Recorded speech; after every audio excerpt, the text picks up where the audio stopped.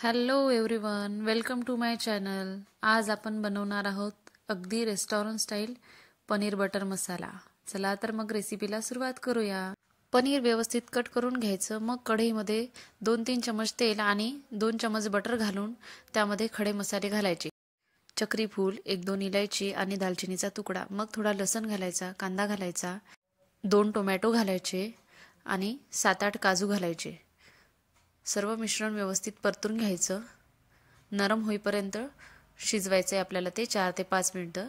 थोडी कोथिंबीर आणि कोथिंबीरच्या काड्या घालायच्या, अर्धा चमच मीठ घालायचं आणि नरम होईपर्यंत शिजवायचं। छान नरम झालेला आहे आता कांदा आणि टोमॅटो। आता गॅस बंद करून हे थंड करायला ठेवायचं।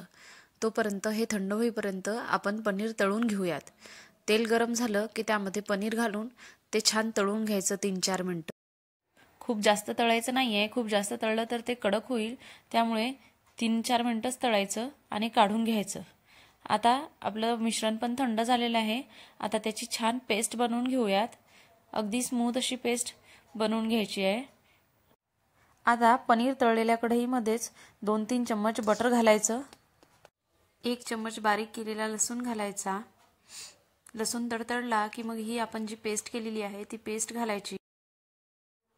ही पेस्ट घातल्यानंतर 2-3 मिनिटं छान तेल सुटलं पाहिजे तोवर ते मिश्रण आपल्याला शिजू द्यायचं आहे। छान तेल सुटलेलं आहे। आता आपण सुके मसाले घालून घेऊया।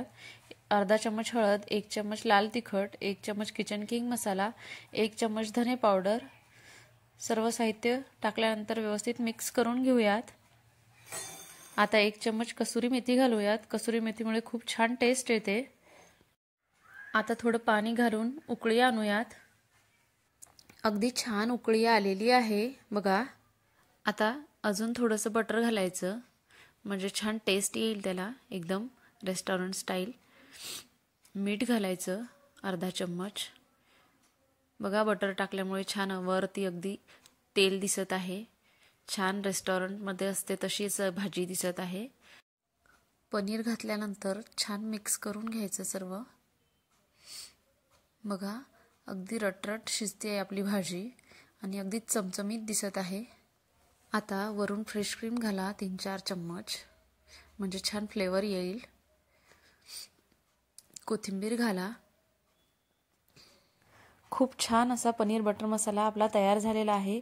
अगदी चमचमीत दिसत आहे। चपाती बरोबर किंवा नान बरोबर सर्व करा। रेसिपी आवडली असेल तर लाईक करा। अजून कोणती रेसिपी हवी असेल तर मला कमेंट करा आणि माझ्या चॅनलला नवीन असाल तर सबस्क्राईब तर जरूरच करा।